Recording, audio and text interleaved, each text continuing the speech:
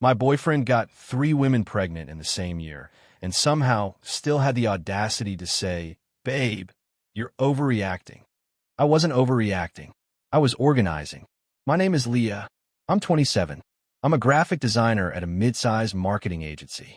I make decent money, not rich money, but enough to cover a 1 bedroom in a good part of town, keep my car running, and put a little aside every month. Marcus, my boyfriend of 2 years, worked in insurance sales. He was 30, tall, confident in the way that fills a room and empties a bank account. He had this energy about him that made you feel like you were the only person he saw. That's what got me. That's what got all of us. For the past 14 months, Marcus lived in my apartment. I paid 62% of the rent because his job had slow quarters. I covered groceries. I handled the electric bill, the internet, the streaming subscriptions, and eventually even the insurance premium on his Nissan because he said he'd give me back when commission hits. Commission never hit. But every Saturday morning, he'd bring me coffee in bed and call me his forever girl. And I'd watch him smile and think, this is what building something looks like. Sometimes it looks slow. Sometimes one person carries more weight for a while. That's love, right? That's what I told myself. There was a good version of Marcus. I need you to know that before I tell you the rest. 3 months into dating, my grandmother passed. I was a wreck, couldn't eat, couldn't design, couldn't look at my phone without crying. Marcus drove 4 hours to be at the funeral, even though he'd never met her. He held my hand through the whole service and didn't say a single stupid thing. He just sat there, warm, present, solid. That's the Marcus I fell in love with. That's the version I kept waiting to come back. He didn't. The morning everything changed, I was folding laundry on the couch. His phone was on the kitchen counter, face up, about 10 feet away. The screen lit up. A text from an unsaved number. I wouldn't have looked except the preview show my name. Not my name. His sister's name. It said, "Hey, it's Keisha. When's a good time to tell him about the baby? I want you there when I do it since you're his sister." I'm not his sister. Marcus doesn't have a sister named Leah. He has a sister named Tanya. Keisha had the wrong number. She thought she was texting family. She was texting me. I read the text 4 times, standing over the counter. The dryer was still running behind me. The apartment smelled like fabric softener and the lemon candle I'd lit an hour earlier. My hands didn't shake. My breath didn't catch. I screenshot the message, put his phone back exactly where it was with the screen facing down this time, walked back to the couch, and finished folding every single piece of laundry. I matched his socks. I stacked his undershirts by color. I did all of it. When Marcus came home that night, I was sitting at the kitchen table. I held my phone up, screenshot showing, and said one sentence. "Who is Keisha?"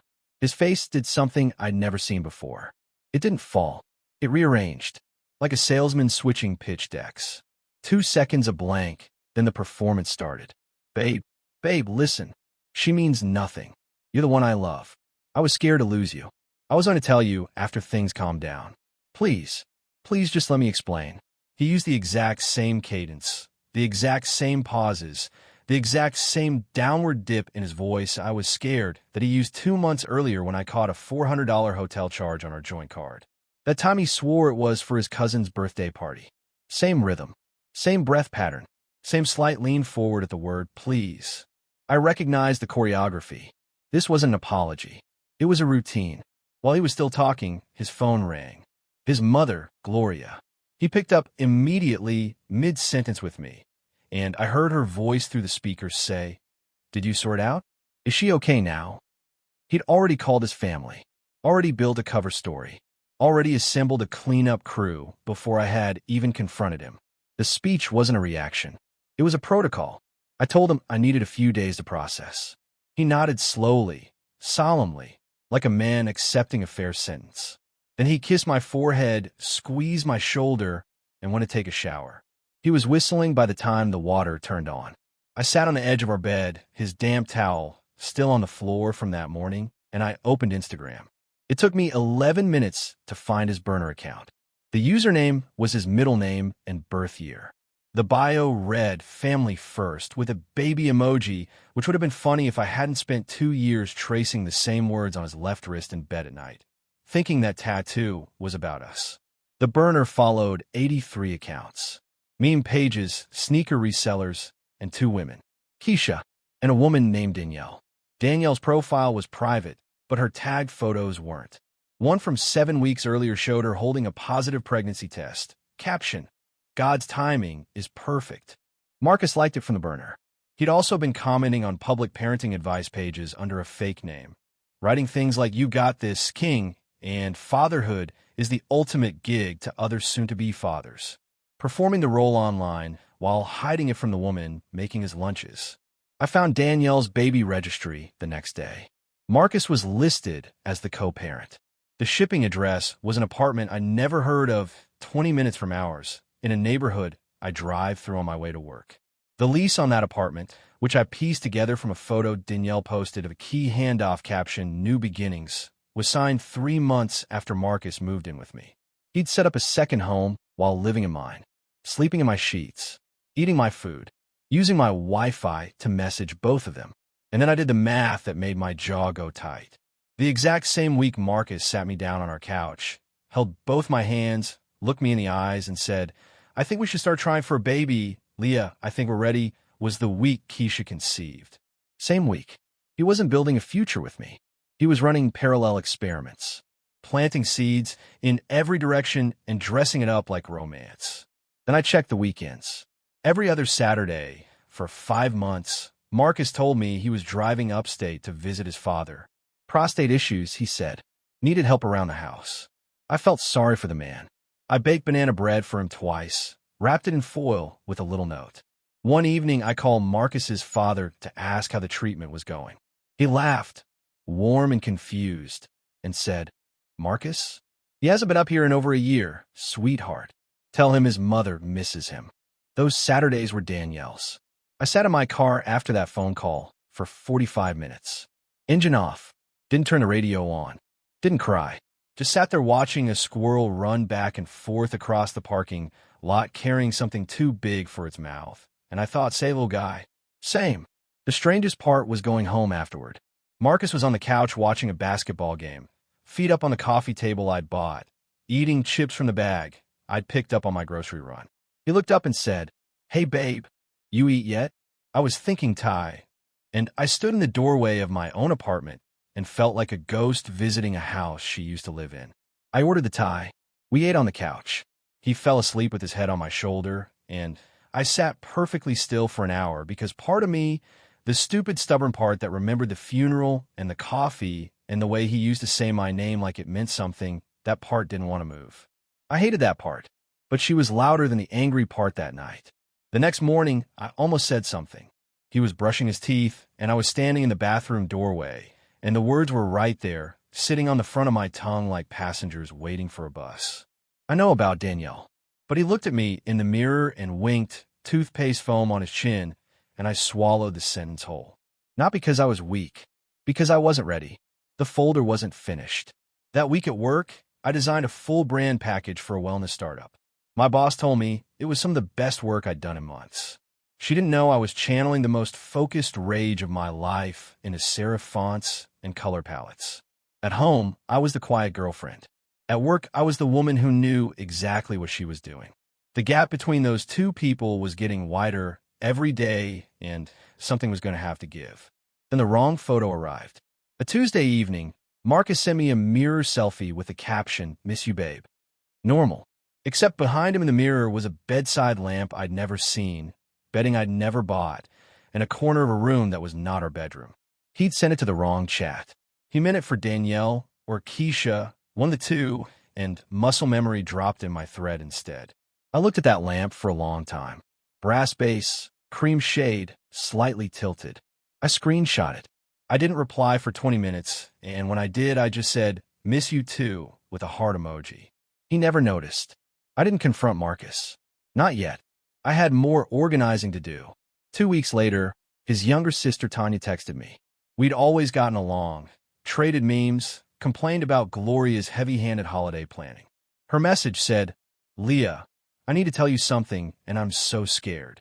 She'd known about Keisha for months, had been disgusted but terrified, afraid of Marcus's temper, afraid of Gloria's denial, afraid of being the one who cracked the family open. She sent me screenshots from a group chat between Marcus and his cousin Devin. In one message, Marcus wrote, "Running the board, bro. None of them know about each other." Devin replied with 3 laughing emojis and a crown.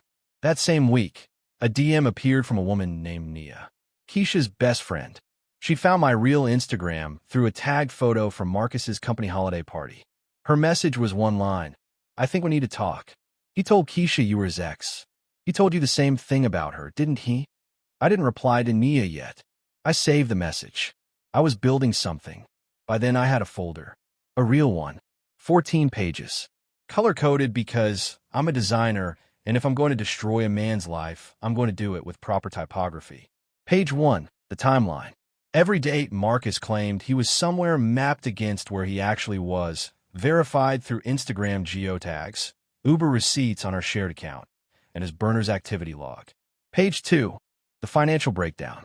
Every dollar he spent on each woman, traced through our joint credit card and a hidden savings account I found because he forgot to turn off a bank notification that pinged his main phone. Page 3. The screenshots. His "she means nothing" speech transcribed word for word, placed in a column next to the identical text he'd sent Keisha 4 months earlier when Keisha found a pair of my earrings in his car. Same words, same punctuation, same line breaks. He didn't even retype it. Copy, paste, send. I also found the source file.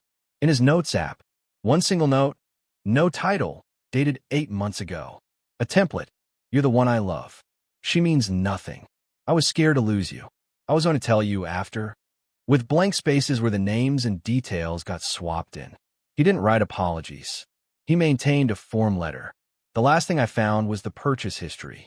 3 separate orders from 3 different pharmacies in 3 different neighborhoods. Same prenatal vitamins. Same ginger chews for nausea.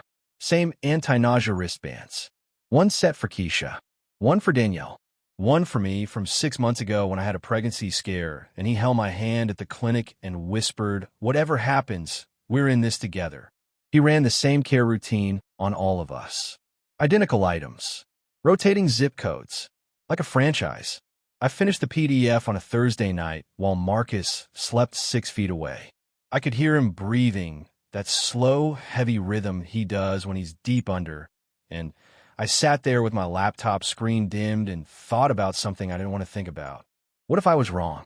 Not about the facts were on 14 pages in front of me, but about what to do with them. What if sending this made me the villain? What if Keisha cried and Danielle panicked and Marcus talked his way out of it again, and I was the crazy ex who sent a color-coded dossier? I closed the laptop. I opened it again 90 seconds later. Some questions answer themselves if you wait long enough. Update 1. I told Marcus I wanted to send Keisha something. Woman to woman, I said, leaning against the kitchen counter with my arms crossed and a smile on my face that I practiced in the bathroom mirror for 10 minutes beforehand. Just to clear the air, show her there's no hard feelings. I want to be mature about this. His shoulders dropped 2 inches. Actual visible inches. Relief flooded his face like I just told him the test was negative. That's why I love you, Leah. You're not like other girls. Why I sent Keisha was the PDF. All 14 pages. The timeline, the finances, the screenshots, the Notes app template, the prenatal vitamin receipts, and a cover note at the top that said, "There are 3 of us. I'm the girlfriend. You're not the only other one." Page 3 is where it gets interesting. Keisha called me 40 minutes later. She wasn't crying. She was quiet, which is always worse. She said, "Who is Danielle?" I told her. Then she told me something that made my kitchen tilt sideways. "He said you were abusive, Leah. He told me he was staying with you for safety reasons until he could get out. I've been feeling sorry for you for 6 months. I was sending him articles about how to leave safely. I thought I was helping him escape." Marcus hadn't just lied about other women. He'd constructed an entire abuse narrative around me to explain why he still lived in my apartment. Keisha was his emotional partner. Danielle was his future investment. I was his landlord with benefits. And he turned me into a villain in someone else's story so the math would work. Keisha forwarded the PDF to Danielle within the hour. Danielle called us both. The 3-way call lasted 2 hours and 41 minutes. I know because I stared at the call timer afterward like it owed me something. Keisha and Danielle discovered on that call that they'd already met. Last summer, Marcus brought both of them to the same barbecue. He told Keisha that Danielle was a co-worker, told Danielle that Keisha was his cousin. They took a photo together that night, arms around each other, both smiling. Marcus is in the background of the photo, holding a paper plate, watching them with a look that I now understand was not boredom. It was inventory management. Then Danielle said something that made both Keisha and me stop breathing. He told me he was leaving you by March. He showed me the apartment. I put down the deposit. First and last month. I thought it was our place. The secret apartment wasn't Marcus's. It was Danielle's money. She'd funded their future home with a man who was going home to me every night and texting Keisha good morning every day. Update 2. Marcus's birthday was the following Saturday. Gloria organized a dinner at a downtown restaurant. Close family, she said. Important people only. She invited me because, as far as she knew, I was still Marcus's steady, dependable, bill-paying, banana bread-sending girlfriend. What she didn't know was that I'd given Keisha and Danielle the restaurant name, the reservation time, and a suggested arrival of 7:45, 15 minutes after appetizers, when everyone would be settled and comfortable and Marcus would have a glass of wine in his hand. They walked in together. Danielle was showing. Keisha was carrying a manila envelope with printed copies of pages 3 through 7 of the PDF, the ones with the side-by-side screenshots. I was already seated beside Marcus, who was laughing at something his uncle said, his hand resting on my knee under the table like he owned it. Keisha sat down across from him. Danielle pulled a chair from another table and placed it at the head. Marcus's face didn't fall. It emptied. Every feature stopped working at once, like someone had pulled a plug from the wall. His hand went dead on my knee. And then, because his body knew the script, even when his brain was shorting out, he started the speech. Muscle memory. Babe, she means Noth. Keisha finished his sentence. Word for word. Same cadence. Same dip at I was scared. Same lean forward at please. She recited his own apology template back to him at his birthday dinner, in front of his mother, in a room full of people eating pasta. Gloria put her fork down. She didn't pick it up again. Marcus looked at all three of us and said, with a voice that was either brave or broken or just incredibly, cosmically stupid, I loved all of you. That's not a crime. Nobody answered. The silence sat on that table like a fifth guest. Gloria stood up, pressed her napkin on her plate, and walked to the bathroom. She was gone for 20 minutes. When she came back, her eyes were red and dry, the kind of red that comes after you've cried so hard you ran out. She didn't look at Marcus. She looked at me, then at Keisha, then at Danielle's belly. Then she sat down and asked Danielle when she was due, quietly, like it was a Sunday and not an autopsy. Marcus left the restaurant alone. He tried to take my car from the valet. I'd already moved it 2 blocks away. He stood on the sidewalk in his birthday shirt, patting his pockets for keys that weren't there, while a couple walked past him holding hands. I watched from the restaurant window. Keisha was next to me, her hand flat on the table, like she was keeping it from floating away. Danielle had her palm on her belly, rubbing slow circles, staring at nothing. None of us spoke for a while. The waiter came over and asked if we wanted dessert. Keisha laughed. It was the first laugh I'd heard in hours, and it cracked something open in the room. Danielle ordered a slice of chocolate cake and ate every bite. Gloria paid the bill. She didn't say anything to us when she left, just touched each of her shoulders on the way out, one by one, like a woman counting what her son had cost. Final update. It's been about 2 months. Marcus is sleeping on a coworker's couch in a part of town where the buses stop running at 9. Gloria hasn't spoken to him. She's spoken to Keisha twice and sent Danielle a gift card for baby supplies with a handwritten note I never asked to see. Tanya checks on all 3 of us in a group chat Marcus doesn't know exists. Last week, she sent a photo of herself holding up a onesie that said, "My Annie knows everything," and Danielle responded with 17 heart emojis. Danielle and Keisha became close. Real close, the kind of close that makes people ask how long they've been friends and then look confused when they hear the answer. They started a joint social media page about co-parenting without the father. It picked up traction locally, then further out. The comment section on every post has at least a few people tagging Marcus by name. He deleted all his accounts within a week. The page still has his old username in the bio. Keisha says she'll take it down when it stops being funny. It hasn't stopped being funny. He tried calling me once, 3 weeks ago. I didn't answer. He left a voicemail that started with, "Leah, she means Nath," and I deleted it before the sentence finished. Some scripts don't deserve an audience. I moved apartments last month.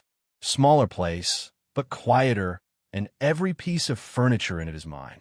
I sit on my own couch now, and nobody else's towel is on my bathroom floor, and nobody else's apology template is saved on a phone charging on my nightstand. I bought a lamp for the bedroom. Brass base, cream shade. I know, but it was on sale and it looked good, and I figured I might as well reclaim the aesthetic. Last week, I got a message from a woman named Priya. She found me through Keisha's page.